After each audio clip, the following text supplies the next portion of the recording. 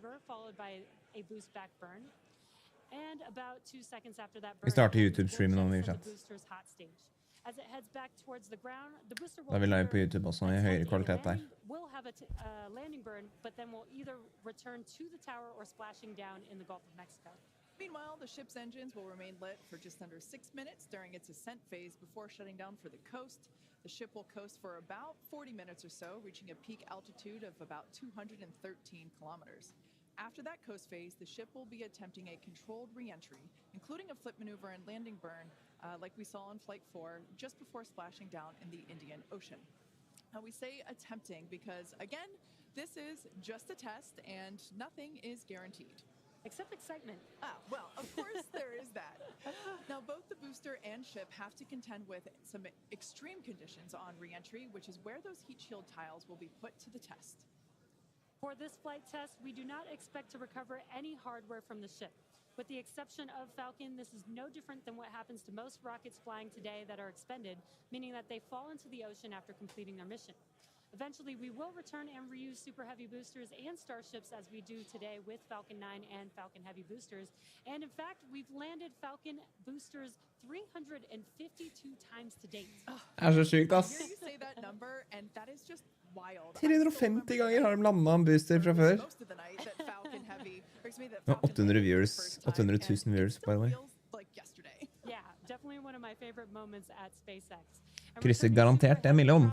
To be an even more impressive sight and a huge moment on the road to rapid reusability. Yeah, speaking of rapid reusability, future Starship designs will give Super Heavy boosters a lighter weight and integrated hot stage intended for full reusability, which will mitigate the need to jettison the hot stage like we'll do today.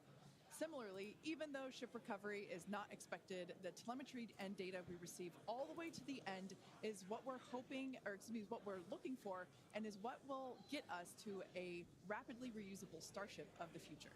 Yeah, exactly. In other words, just like previous Starship flights, the payload for this mission is the data. All right. Now that we have a handle on today's flight test, let's check in with Dan, who is right in the middle of the action. He's just a few kilometers from Starship on the pad. How's it going, Dan? It's going great, Jesse. Welcome back to Starbase, everybody. It's been far too Skriver VG noe om det grann her I hele tatt da? Right behind me is the Launch Control Center, where our flight controllers are counting down to our liftoff at 7:25 a.m. Central. We are a little bit later in our Hvorfor skriver ikke VG om det her, The reason is we're working to clear out the range. Have not been tracking any technical issues so far to preclude that launch. So 7:25 a.m. Central, 12:25 UTC is where we're marching down to. As you can see, we're actively loading propellants on board Super Heavy and Starship. Liquid methane for your fuel, liquid oxygen for the oxidizer. Prop load on the ship started at about T-minus 49 minutes, booster at T-minus 40 minutes. We're going to keep loading propellants on those vehicles right down to the wire. Ship will close out så mye 20 seconds before T0. Og hele området. Just about 30 seconds later. Now, with our startup sequence, it's going to look very similar to what you saw on Flight 4. We already tested it with this booster and its static fire. We're going to see the Raptors start to make fire at about T-minus 3 seconds. And then Faen, jeg begynner med det nærmere seg. Skal jeg få på puls her, eller? The first inner 13 will fire, and then about a second later, 15 of the outer ring engines, and then about 8/10 of a second after that, those final 5. Another reminder, if we need to hold, we have a built-in spot at T-minus 40 seconds. We can hold for stuff like if we need to finish clearing the range or if any other technical issues pop up, just kind of in the last second. But if jeg begynner å bli stresset, liksom. Right past that and go down to 0. So, I mean, as of right now, we're just under 14 minutes away from liftoff, not working any technical issues. Sinnssykt dårlig nappen da bare. We're just Sikkert vi får det til. And as you can see, the weather is perfect. We had 100% go for launch from the weather officer. So 100%? Pretty unprecedented and something we really like to hear. If we're not able to go today, since we are loading prop, it would likely be about 48 hours before our next attempt. But good thing we're going to launch today. Really looking forward to being able to turn around and see it this time. Counting down to 7:25 a.m. Central. And I'll see you guys in a couple of minutes. I'll send it back to you in Hawthorne. Thanks, Dan. Now, one of the most exciting objectives for Flight 5 today is attempting to return the booster to the launch site that you see right there, and it will be caught by the tower. We refer to this simply as booster catch. As you've heard us say, Starship and Super Heavy are designed to be rapidly reused, which is why we've developed a novel way of returning the vehicles that leverages the same hardware we use for stacking ahead of flight. Right now, when we recover our Falcon boosters, they Come either on. return to a separate landing zone on land or to a drone ship in the ocean, both of which require time to transport the vehicle back to the launch site.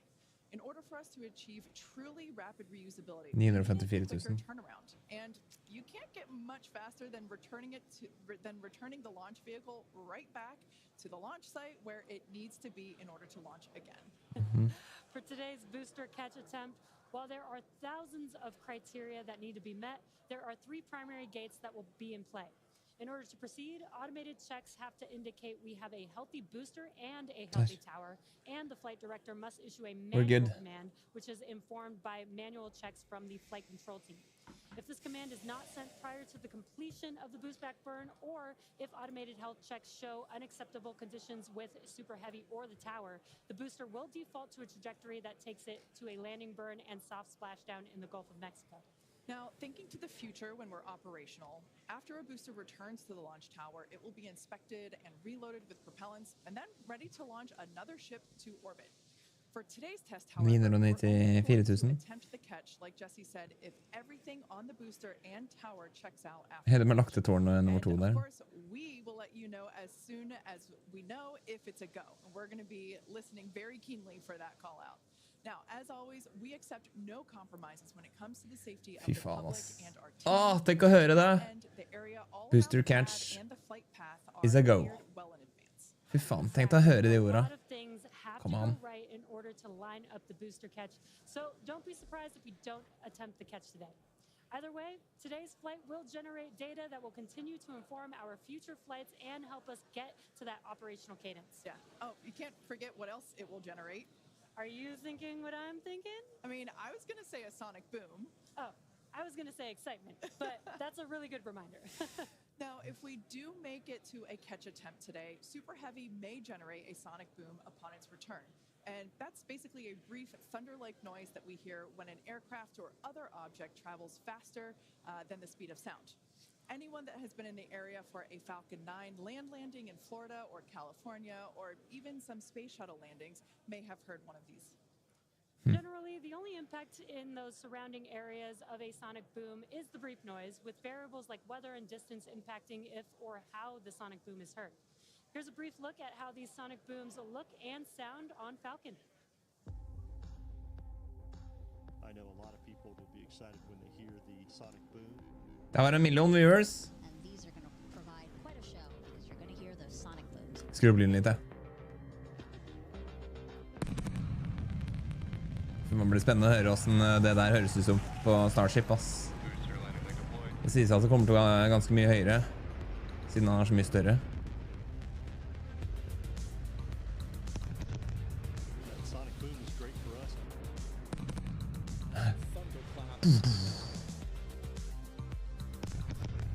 Broke the sound barrier.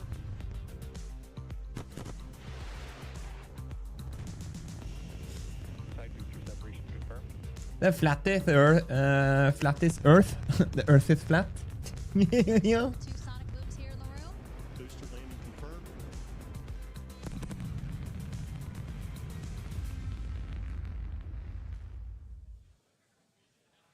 As our test flights continue, we plan to demonstrate ship-to-ship propellant transfer, which will be important in preparation for Starship taking astronauts to the moon as part of NASA's Artemis program.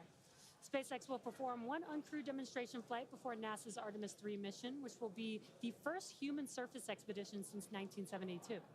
Also, in preparation for missions to the moon and Mars, we're gaining tons of knowledge from our human spaceflight missions, including free flyer flights like our recent commercial astronaut mission Polaris Dawn. Polaris Dawn was the first of up to 3 missions in the Polaris program, which is demonstrating new technologies, conducting extensive research, and will culminate in a flight of Starship with humans on board. After nearly 5 days in orbit, Dragon and the 4-person Polaris Dawn crew safely splashed down on September 15th off the coast of Florida, completing the first human spaceflight mission of the Polaris program. The Polaris Dawn crew performed some incredible firsts during their mission. Dragon and the crew reached 1,408.1 kilometers, the highest Earth orbit ever flown, and the farthest humans have been from our planet since the Apollo program. The crew also performed the first ever commercial EVA, or Gamer mot barnekraft, folkens. As you can see there, Link i they chat. were wearing Kommer inn, the får litt new info. EVA suits that we 18. developed til 20. here september. in-house. Nei, oktober, mener jeg. This was an incredible moment to see Jared and then later Sarah emerge Det der and også perform ganske fett. EVA with Earth behind. Now, in addition to this incredible spacewalk, they also conducted about 36 research studies and experiments from 31 partner institutions, including NASA. I'm Jeff Bezos. In addition to all of that, they also tested You can call me Starlink Jeff Bezos. laser-based I'm very communications funny. in space. The data gathered from Polaris Dawn missions is invaluable, much like the data that we're going to see after today's flight test of Starship. So we're coming down to T-minus about 7 minutes. Let's check in with Dan. Hey, thanks, Kate. So yeah, we're right at about 7 minutes away from launch. The main thing we are still working is that range clear. Again, we have to make sure boats, airspace, everything is cleared out of the way for our ascent corridor, basically the Gulf of Mexico, where we're launching through before we can actually launch. And so we're working on clearing out just a few more boats. We do have a window, remember. So if we end up holding at like a T-minus 40 seconds, we can hold for several minutes. Bra timer-reklame, det der. Out of the way, and then we can launch. Our window is from 7 to 7:30 Central, so we don't have a huge amount of time today, but we do have some margin if we need to work with it to still get off the ground today. For now, though, we're coming up on finishing prop load on both vehicles. Header tanks are pretty much topped out on the ship. Those are going to be used for its landing burn. And again, we're going to be closing out all of the prop load at about T-minus 3 minutes, 20 seconds for the ship, and then just 30 seconds later for booster. One kind of cool thing to talk about, so the folks in launch control behind me, after liftoff, they're going to have some pretty special tasks today if we're going to go through with the catch. They're going to be doing some really detailed inspections just visually of all of the different tower systems, a lot of those things that we upgraded, just to make sure that we are in the right posture to actually proceed with the catch. So they'll be working kind of fast and furious behind the scenes to 1,2 millioner. the flight Vi ser på. director's manual command to send the booster back. So if we hear that command being sent, that's going to be just the roof's going to come off. That's going to be a really exciting moment. So otherwise, if we don't go today, as you guys talked about, there is a chance. And if we don't send the booster back, we'll do a landing burn and a splashdown in the Gulf. And then that's just another landing burn to gather more data, learn more lessons from, and then we'll come back and try the catch again on the next one. But as of right now, we're coming up on 5 minutes. There is a chance that we'll hold or extend into the end of our window, so don't be surprised if that ends up happening.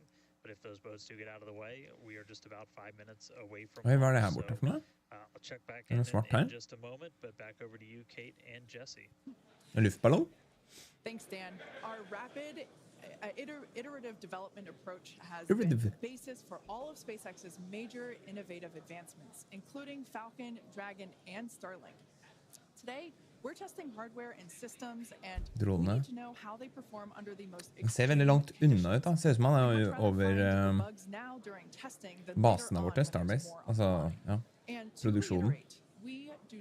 Ja, den er nok alt for seg. Determine an acceptable level of technical risk on our vehicle and pad in order to learn as fast as possible. We accept no compromises when it comes to the safety of the public or our team. So, that is to say, this is only the fifth of many future flight tests of Starship before it becomes fully operational. You might remember the Starlink panels that are incorporated into Starship, and you can see them there on your screen, those rectangular panels. Stream-kvaliteten er grei, eller folkens? Det er ikke noe bitrate-tap eller noe sånt. Ser ut som det er bra fra min side i hvert fall. In addition to enabling our rapid iteration on Starship, Starlink is also enabling life-saving communication here on Earth. Finns som snus. SpaceX is sending tens of thousands of Starlink kits in response to hurricanes Helene and Milton and providing free service through the end of the year to support 1,4. Fy faen, nå the Starlink gikk det fra team 1,2 til 1,4. Mobile to activate our direct-to-cell satellites to provide basic texting on T-Mobile and Spilte en kallen, jeg emergency vurderte alerts jeg, for men det er all liksom phones dagen and er på, carriers så jeg of gidder ikke. those in affected areas. Heller If drikke a litt phone connects to a kaldt Starlink vann. satellite, it will have 1 to 2 bars of signal and show T-Mobile SpaceX in the network name. SpaceX's direct-to-cell constellation has not been fully deployed, so these services are being delivered on a best effort basis. Starlink is enabling life-saving communication here on Earth and continues to help us push the limits in space. In the short term, by providing great views Det var and real-time propload data ferdig I on hvert our fall. next few flights, particularly through re-entry, which Propload historically done. is a blackout period for all communications. Må reparere litt, ja. Er dagen der på hos deg også? Jeg skal kose meg med øl og middag I kveld, jeg tipper. 30 seconds away from launch. We're hearing like there's a pretty good chance we're going to hold at T-minus 40 seconds, but surprise, now it sounds like we might not be. So we are just a little over 2 minutes away, so a couple more things going to be happening. We did just close out our propellant load on the ship and the booster, so 10 million pounds of propellant on that vehicle on the pad here at Starbase, getting ready to go. We're going to start clearing out all of the lines that are basically pushing all of that propellant to the vehicles. Those get cleaned out or cleared out on the ground before we lift off. We're doing some final checks on the vehicle, the thrust vector control that we're going to use to steer it, as well as the guidance system doing its final alignment, just a lot of our final checkouts. But we are starting to hear that it looks like the range is going to be clear at our liftoff time of 7:25 a.m. Central, 12:25 UTC. So that puts us 1 minute, 20 seconds away from launch.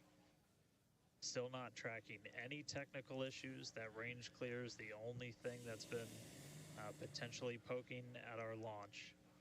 So I'm going to start to quiet down. We'll hear our flight director for today, Tristan Pierce, give some of the final call-outs. As of right now, we are 1 minute away from liftoff. Der forbi. Alright, da det go da. Den kunne holde den på 10 sekunder nå, kunne den ikke det? Eller 40? Nei, 45 var det tydeligvis. Eller så ser de tida litt før.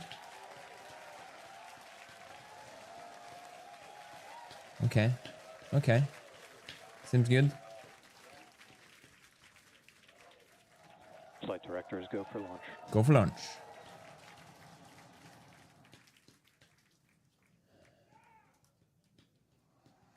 Best words you could possibly hear, 20 seconds away from liftoff.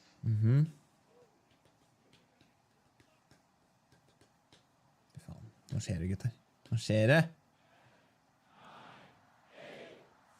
Det gjør det, Rukash? 4, 3, 2, 1.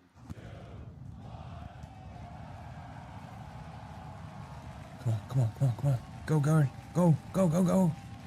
We have liftoff. Fuck yeah. Okay. Pitching downrange. Fy faen for noen bilder, ass. Woo! Alright. Booster after chamber pressure nominal.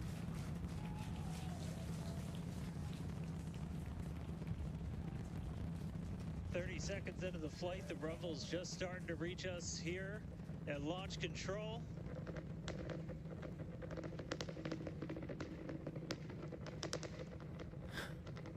Booster ship, avionics power, telemetry nominal. 33 Raptor engines. Fy faen, ass. Det så deilig å se at det ingen problem med motorene, I hvert fall so far, bankebordet. Det så mye krefter, ass. Max Q. Det var Max Q. Fy faen, det gikk fort.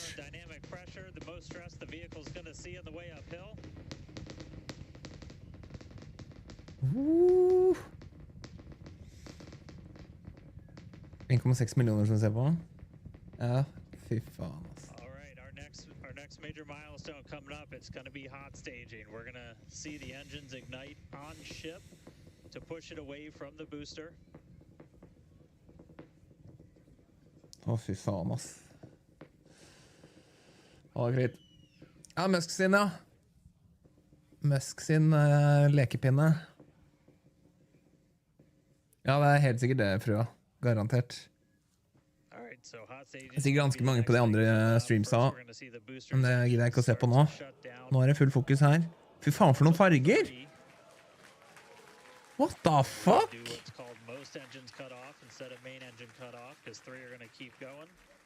Nei, jeg skjønner ikke det heller, Naren. Har ikke peiling. Orker ikke. Det er så mye drama. Det er fordi folk tjener penger på haten, ikke sant? Snakker dritt om den. Men burde ikke den hotstagea for en stund siden, eller? Hva? Ja, sikkert fint.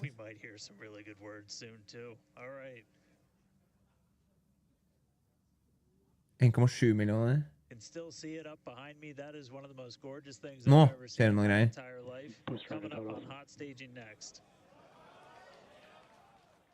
Ship engine start up. Stage separation. Stage separation, hot stage separation confirmed. Problemet med Elon Musk er at han er så kontroversiell, ikke sant? Han har meninger. Ingen liker folk med meninger.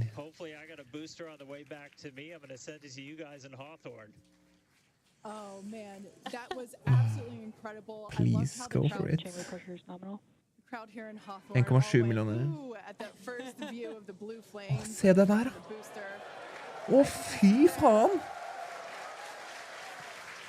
First stage currently performing, or excuse me, is now making its way back to the launch site. Again, we are... Ship avionics power and telemetry nominal. The booster and the tower are both performing automated checks to make sure we are go for the booster to return to the launch pad for that catch. And once those are complete, the flight director... Boost back burn, shutdown. Ja, booster...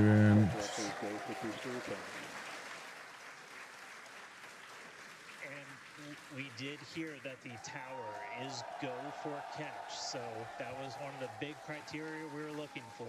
Towers go for catch? We'll wait to hear that the go for catch has been sent. Beautiful view here from the ship. Nei, det ser ut som det ikke finnes, ja. And so exciting to hear that we got a go for booster catch. That means it's going to be a really exciting morning. Again, the booster is making its way back towards now land in order to make that catch attempt in the tower. Og han dumper fuel? Eller? So incredible to see these. Fy faen for noen bilder, ass! On the right-hand side of your screen, all 6 Raptor engines are under full power. Once again, the ship, excuse me, the booster is making its way det er hot station. back to the launch site. We are going to try and catch it. Det er ringen? On the launch What? tower, the exact same tower that it just launched from. Just wow, 5 minutes ago. Yeah, and the booster. Starship on nominal Guys, trajectory. I can confirm the command was sent for the booster to come back. Command was sent. So I'm looking up right now. Okay. It's pretty much right Okay. ahead of us, and we can see it starting to come down. Det blir den skal forsøke i hvert fall. For us to hear the sonic boom through Dan's mic. Nå kommer den. Nå kommer den inn hot. That is going to be incredible. It was so cool to hear the Hva skjer med den hot stage-ringen? Håper ikke den kommer og ødelegger. It's successful on-time liftoff of Starship Flight 5. The ship has separated from the booster. The booster is there on your screen. It is making its way back to the launch site. We are going to attempt the catch using the chopsticks. We did hear the confirmation that the command was sent to the tower. We are go for catch. And in order to... Oh my fucking god! 30 seconds away from the landing burn. It's going to happen in 3 phases. We're going to land 13 engines, burn off all of that velocity. Oh, we can see it coming down through the plume. Se, det blir varmt på motoren da. Booster coming in hot for booster catch. We're going to ignite 13 of those Raptor engines, and this view is incredible right now. You can see how fast this vehicle is moving on the left end.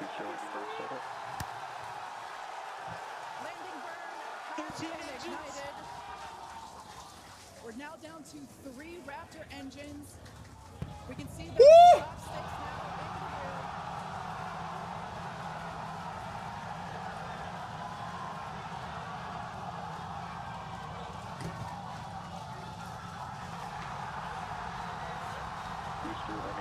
Fy faen! Megadilla had popped the booster.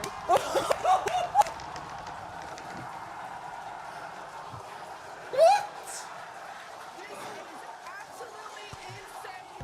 On the first ever attempt, we have successfully caught the super heavy booster back at the launch tower. What an incredible view! Oh my fucking god! Are you kidding me?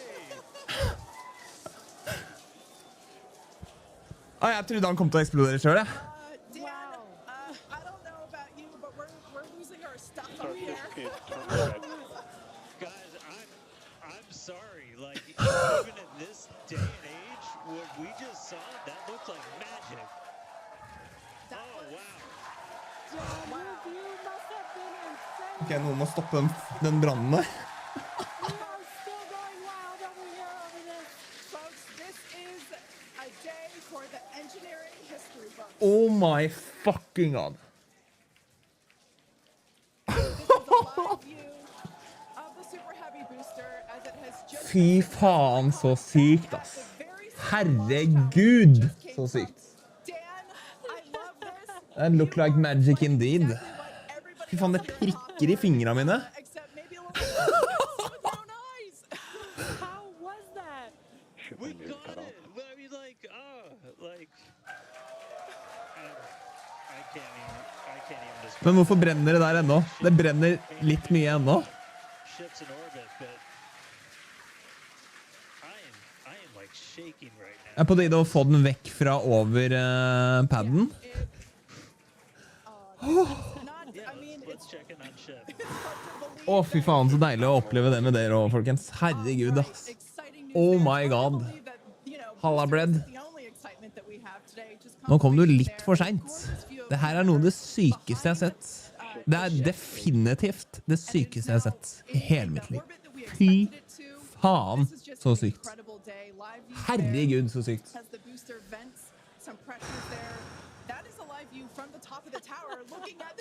Vi kan se på det etterpå. I am still in disbelief. I'm Oh trying to my get god. tears just like the Jeg vet ikke om vi kan chopsticks fyre on opp the booster. YouTubes... It has Skal vi se. been non-stop since liftoff. Og vi kan se på det etterpå når det roer seg litt. For jeg må... Vi ser på det når det roer seg, det greiene der. So far this morning, with the booster having completed its job for Ja, her har han superorgasme i hele gjengen. Take a short break for the next 30 minutes. We'll return back at T+40 Siden minutes while the ship SN15-frua, continues to coast som before faktisk we klarte å enter. lande på bein. Faen, se de viewsa her også, da. En litt bedre views over flappen der. Hei, de har fått slukket det, tror jeg.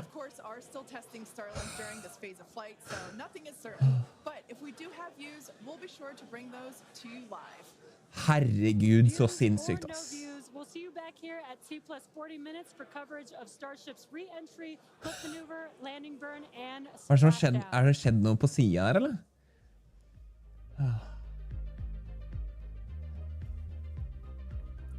Ja, bot-duden. Oh my god! Ok, vi prøver å se reprise.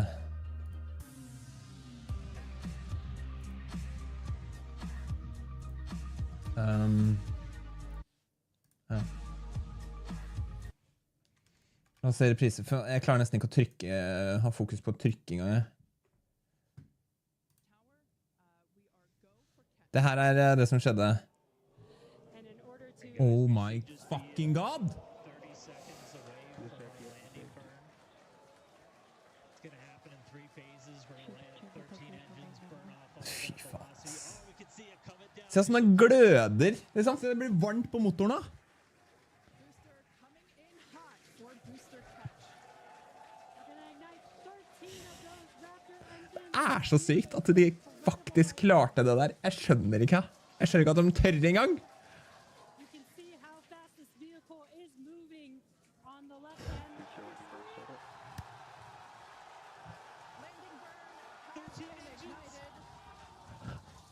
We're now down to 3 Raptor engines.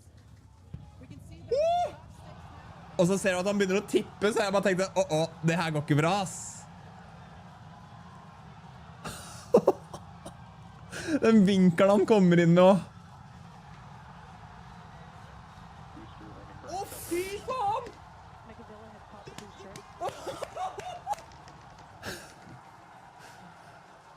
Det er så sykt. Det er så sinnssykt.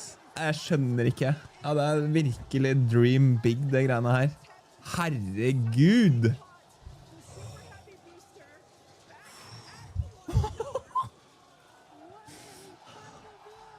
Oh my fucking god! Oi, det var litt høyt. Oh my god, ass. Se denne svetteringen. Herregud. Herregud. Er det noen syke views fra noen andre vinkler her, da?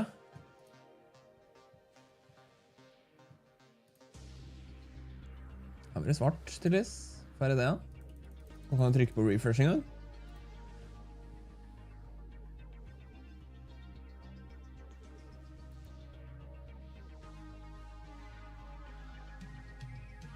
Entire launch pad is being redesigned, upgraded with a flame diverter and all of the level of technical. We might hear some really good words soon too. And that was absolutely incredible. I loved how the to see these views. You can Det her må være at de dumper fuel. All 6 Raptor engines are under full power. Vi fikk faktisk en tåre I kroken på reprise.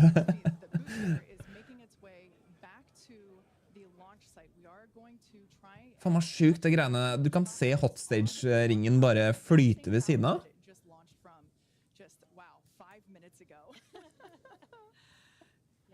Oh my gosh.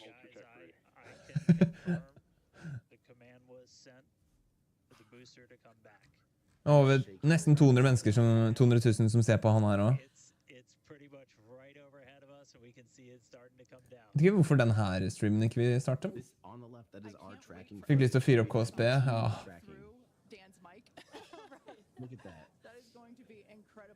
Gå fra at hvis man skulle ha folk, måtte de lande som et fly, ja, til dette er ekstremt kult. Ja, fra shuttle til det greiene her er ganske vilt, altså. The booster is there on your screen. It is making its way back to the launch site. We are going to attempt the catch using the chopsticks. We did hear the confirmation that the command was sent to the tower. We are go for catch. Her er litt andre kameravinkler. Se på det der, da!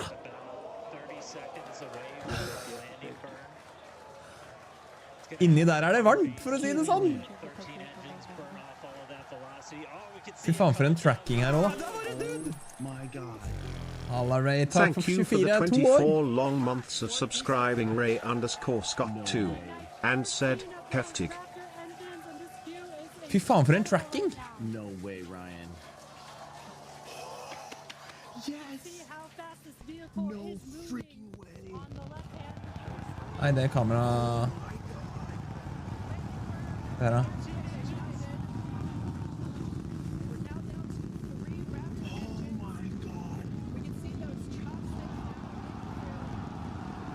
Oi, se så mye det brenner ut av siden. Og det er sikkert meningen at de skal kaste flammene ut fra engine bayen inn, altså ut på siden der.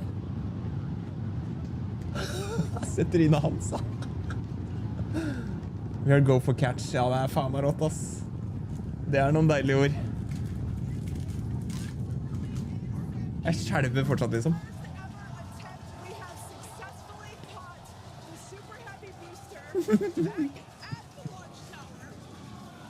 De legit gjorde det, Ray. Det skal ikke være mulig. Det skal ikke gå an, det greiene der. Det er så sykt! I can't believe that. Dan, I don't know about you, but we're losing our stuff up here. Guys, I'm sorry. Like, even in this That looked like magic. Engineering is the closest thing to magic. Fy faen, det så jævlig deilig å se, ass. Det noen syke views fra den her nå. Det her live. Oi, han går sidelengs. If we didn't have our own footage from this, I would think that was fake. That is our camera. Like, that is our personal camera. You are reflecting exactly what everybody else here in Hawthorne, except maybe a little bit more because you got to see it with your own eyes. I can't believe it. We got it. I mean, like. Altså, hva skjer? Altså, det der plasma som bygger seg opp og inni der? Det må jo være det.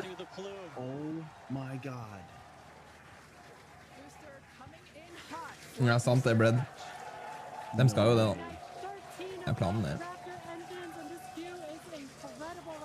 No way, Ryan. Fy faen, syk tracking, ass.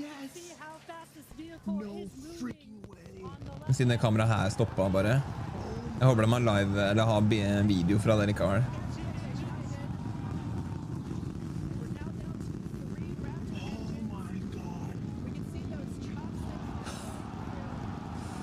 Se der da. Det så sykt, ass.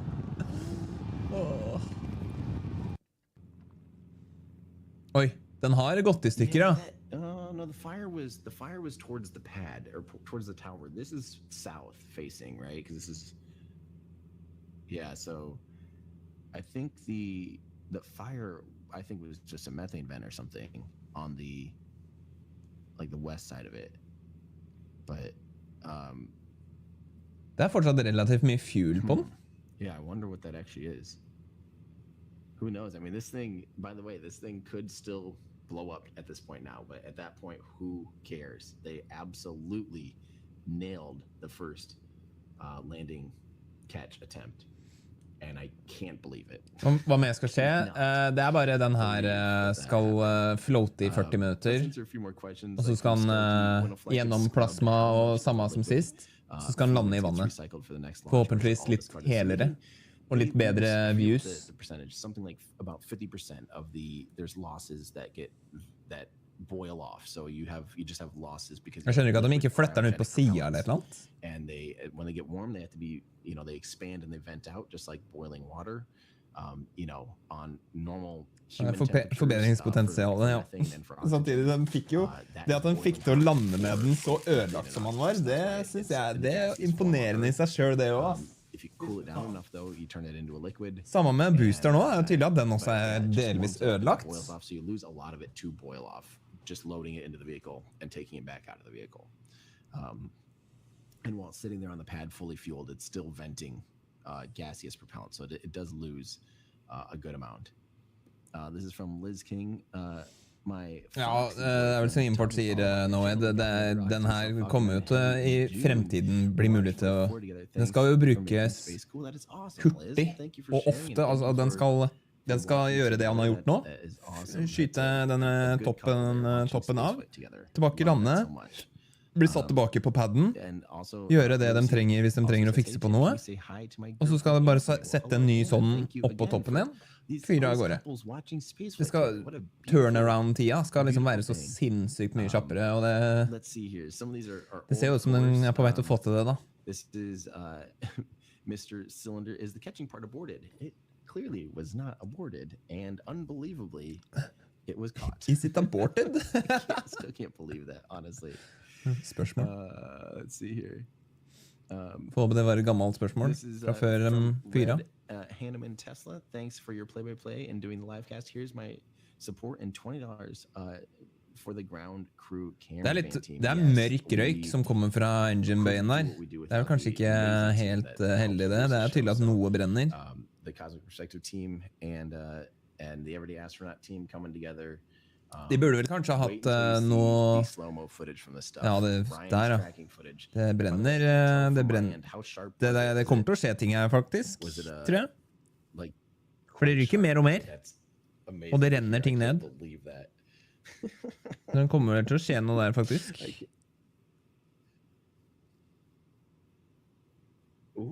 Fokuset var vel catchen, ja.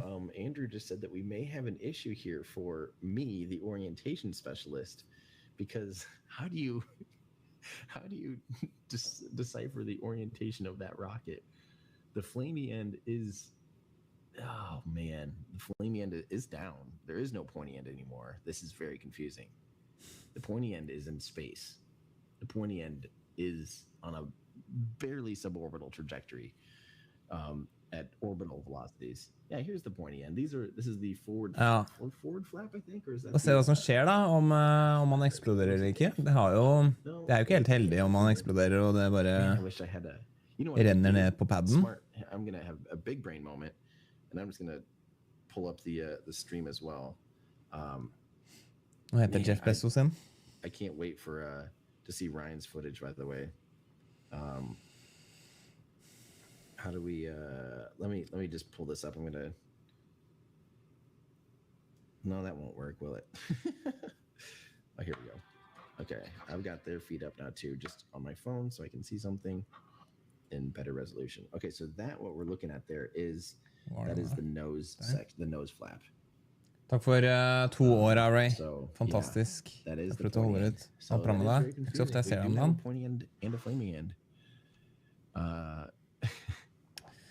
Det ser jo ut som det ryker litt mer og mer, eller kanskje stabilisert seg litt mer nå, men det renner jo liksom noen glør og sånne da. You'll get early access to, you'll even get preview links for our recap here when we do our slow-mo footage. So if you guys want to see the slow-mo footage before anybody else and help catch errors, see if there's any, do a review of it, consider becoming a member or a Patreon supporter. Jeg savner den der timeline-greia. And by the way, I again already mentioned this earlier, but I've been working for Han flyter faktisk sidelengs, ass. A 2-hour-long documentary about how we know humans went to the moon, or how we know NASA took humans to the moon during the Apollo program. And it just keeps growing, and I'm trying to make it as deep of a dive and as just as conclusive as possible. Really, I've spent months doing research, like reading. Tror du at de kommer til å prøve, hvis han ikke sprenger da? Det noen som tror de kommer til å prøve å bruke den her igjen, eller? Det valuable info det også da. Se om de faktisk klarer å bruke den igjen. Altså, jeg tror de bare har satt den sidelengs for å få bedre views, sikkert. Oi, det samler seg faktisk opp is der denne gangen nå, altså.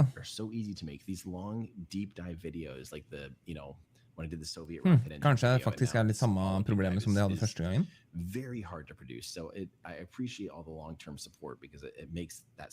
Han ruller ikke, han holder seg stabil.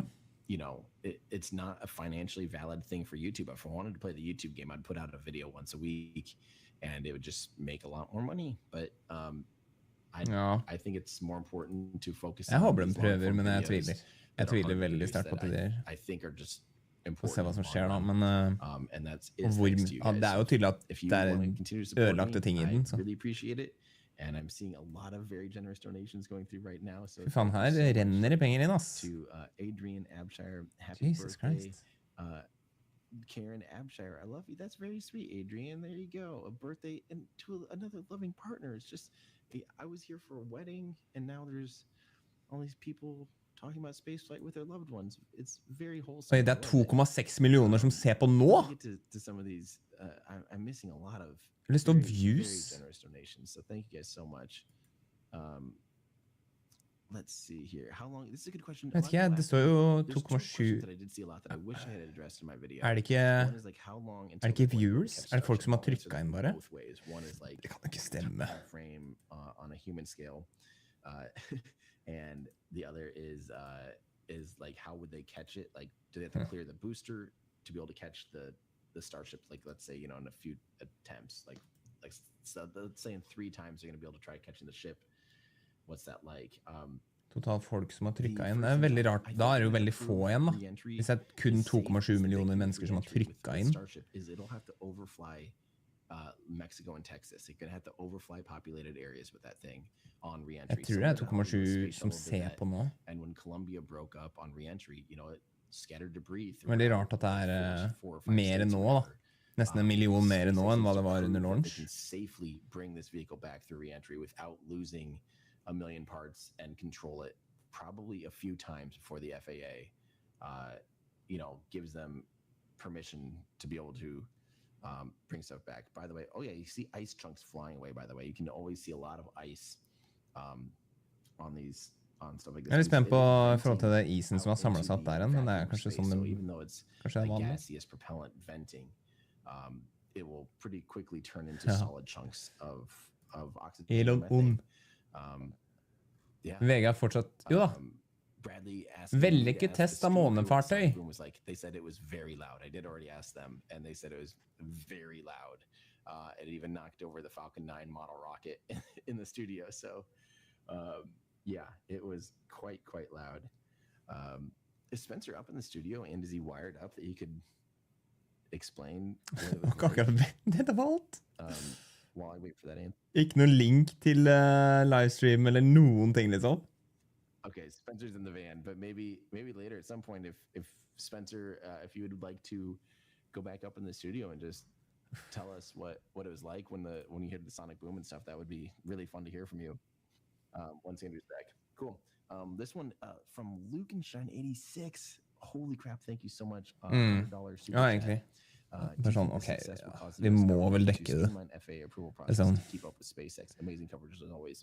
Vi setter en lærling på det. I really do think the FAA is trying pretty hard to keep up with the commercial spaceflight industry. I think they're just behind. I think they are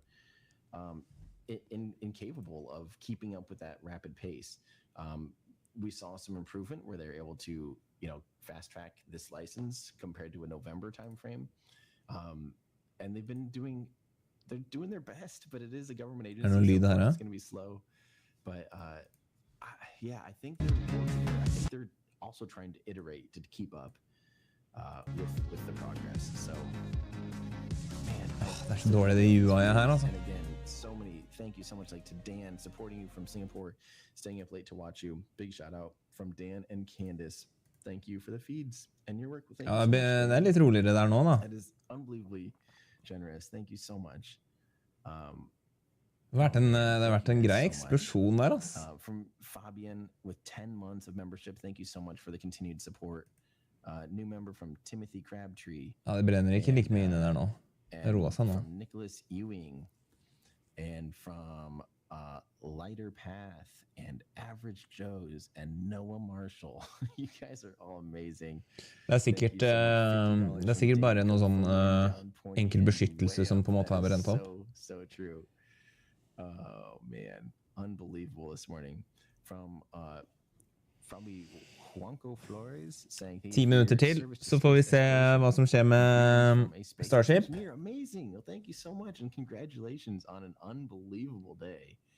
Absolutely crazy. This is from Adrian. Let's go. Jeg gleder meg veldig til det år, kjenner jeg. For det å se den gå gjennom plasma og sånn, jeg vet ikke om hvor mange av dere som var her sist når vi så på det, det var høydepunktet for forrige launch, ass. Se den bryte gjennom plasma og bare klare landinga likevel, og så skadet som han var. Fader, så fett det var. Cheers to SpaceX and the Starlink feeds. We're living in the future where we get Star Trek IRL. Love you. Fantastic humans on board this time with us. It is so fun that people are watching from all around the world. Absolutely amazing. And here's from Steve Gray. The Zero Flux team were here for the chopstick action. Nå har vi fått den streamen her oppe å gå. Skal vi se reprise her, eller? Thank you. That is very, very generous. Huge thank you. 44 months of membership from Mark. Again, Mark, thank you so much. Ja, det var faen meg... Det var definitivt som sagt, noe av det tøffeste, råeste jeg opplevde i mitt liv, egentlig. Siden jeg sitter her og ser på video, men skulle gjerne vært der og opplevd det. Ship engines spooling up because that happens before Look at the green there from the Sjuke farger fra live-viewen deres, ass. Absolutely stunning. Første forsøket, jeg skjønner ikke det. Jeg fatter ikke at de har klart det. Det så sykt. The show's not over. It is possible that more than half of this rocket will come back towards the launch pad, and excitement is guaranteed. Hot staging should come up. Watch for the flare out the side. Det er nok noen nye kameravinkler det her, chat.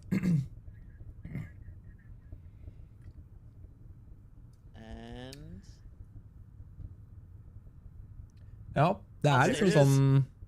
Tenk, altså eller jeg i hvert fall, var jo ikke her når de landet på månen og sånn. Jeg føler det her er equally big, ass. Okay, two things. There's two things on your screen. There, the booster has turned around and it's lit its engines again. It's coming back home, it looks like. And this is the moment where they actually will commit. This is the moment where they make the first call. Are they going for a catch? They're looking at everything. The booster looks like it looks to me like it's coming this way. Yeah. I see. That looks healthy to me. Nice even spread. The plume expansion there around the back of the booster on the right-hand side. That pin in the middle of the right-hand side. That is what they're supposed to catch it with. You can see the booster on the ship side. Få se de views her. Look at that. Also, mentioning the ship here, 6 healthy engines. Nah, the ship's going downrange. Good job, ship. It's fine. Go do your thing, ship. We want to see the booster. Look at that. It's almost golden. Shut down. Running on 3 engines, and that's the end of the boost back burn. End of boost back burn, and now we are waiting for the go for catch. Okay. Det der må være dumping av fuel. Jeg kan ikke skjønne noe annet. Targeting chopsticks yet. But they are go for booster catch. Go for booster catch. Oh my god. From SpaceX, confirmation that they are go for the booster catch. It is coming home. Og ikke 0,1% av folk så det engang, nei. This is what's going to happen. For media hater. Oh my god. We're just laser focused. All the like it was a planning thing. All the photographers follow the booster. Keep your eye on the booster. The ship will be fine. It'll do its thing. Watch the ship later. Ja, we were here. Fy faen, jeg synes det er fett at dere henger her med meg også, folkens. Jeg setter stor pris på det. Du faktisk har noe sånt som det her vi kan oppleve sammen. You can see the heartbeat on this, like the foot. I'm not actually sure whose camera this is, but the adrenaline flowing through the veins of the person with hands on this camera right now. Look at this. Jeg bare følger med litt på... Ja, den her oppe. Yeah, if it succeeds, go out. It's gonna be amazing. Like, such a huge vehicle coming back down. Det henges. Remember, if you're out there somewhere local, you can see the hot staging ring. You can see the hot... Is that the hot staging ring? Yeah, that is the hot staging ring. It looks like a and little that hot staging ring can come as close as 1 kilometer to the shore. Vi ser reprisen nå, Ryan. It's basically a giant parachute, right? Yeah, it's a big spinning ring. It's not quite a frisbee. It's almost a frisbee. If you're out there, we're coming up as this gets closer to us. It's breaking the sound barrier. It's pushing this pressure wave in front of us. Jeg hørte ikke noe smell, da, faktisk. Ikke som jeg husker, I hvert fall. Look at the angle of the booster. The sonic booms. Don't forget about the sonic booms. Don't be surprised by the... Well, be surprised by the sonic booms. Look at the angle. You're right. And the hot staging ring is in frame. Look out. Nå skjer det noe... Nå skjer det noe... De gjør noe greier med skipet her.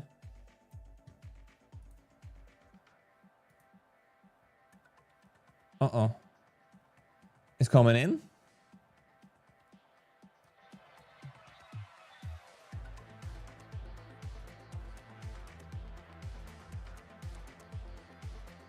Han er vel fortsatt ikke... Han går fortsatt litt skjevt. Ikke si de ikke har kontroll på den, da.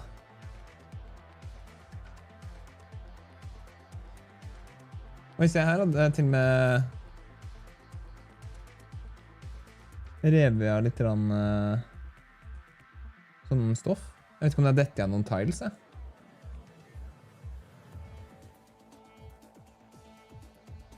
Ja, fortsatt 5 minutter til skal skje nå. You can see it's basically horizontal. Yeah, you can see the drifting, how the booster is sort of like gliding towards the launch side, while the hot staging is just, you know, that ring is just falling back down. It doesn't have any control. It's getting aerodynamic lift. Look at that, look at that. Look at that. The entry heating. That's ridiculous. Look at that. Should be coming up a little bit of a very that's the plume. There it is at the bottom. Oh my god, look at the angle. Wow. Watch for the eruptors. We want 13 healthy engines.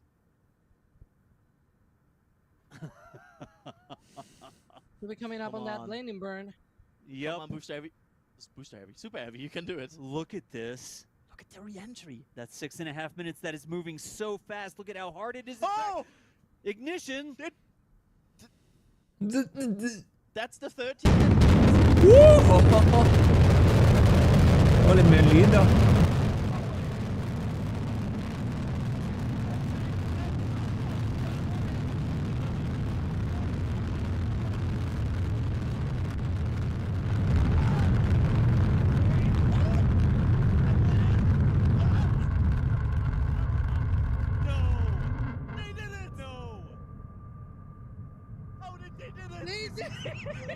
They did it on the first try. How did they do that?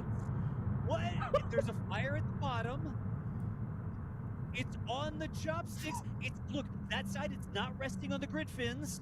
And the other, I think, is also fine. We'll see if we can get a different angle here. The fire is almost out. Well, I hope it goes out. How did this just happen? No det her, jeg kommer aldri til å gå la jeg se på det her, ass. Be kidding me. Herregud. Did I just scream? Are we just... Is this... No. Is this for real? Huh? Okay, here's another angle. This is going to be from the southern side. It's a bit angled. Hey. Men det fortsatt ganske mye fuel, da. There's a close-up of the fire. Oi, det ut av... Alex, that looks like it's from the QD area. Ja, fra QD-området. And I sort of expected something like this. It is the first attempt. First attempts tend Look, to be a bit more fiery. Keep going. Yes, it's straight. It's Aaron. on the landing pins. 100%. Jeg har så lyst til å dra dit. So this would be a little bit of a methane leak coming out. Those are the connections where they fill the ship, right? They put the propellants into the ship there down at the bottom. Looks like a leak is happening over there. Some things sort of cascading off the bottom there as well. Fire on that side as well.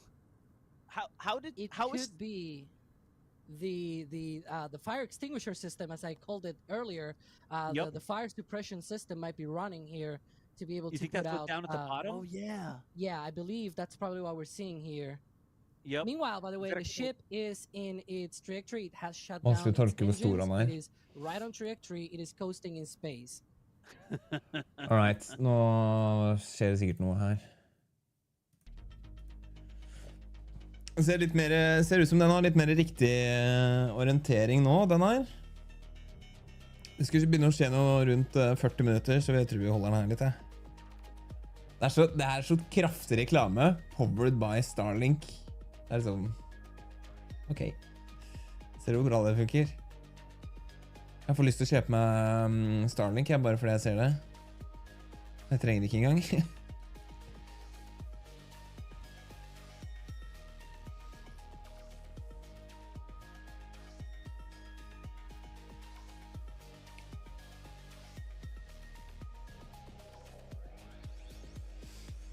Ja, boosteren er vel nærmere rundt 60% av lengden, 65 tipper jeg. Nå. STARSHIP's fifth flight test. It has been an exciting day so far. Even the crowd here is still so excited. Det har nok litt mer enn fiberbredd, men det er nok bedre enn ISDN og sånn, det gode gamle der. Jeg kan flytte opp henne.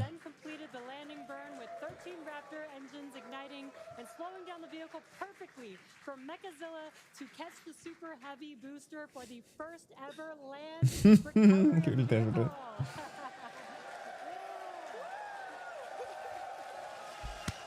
Faen meg rått, ass.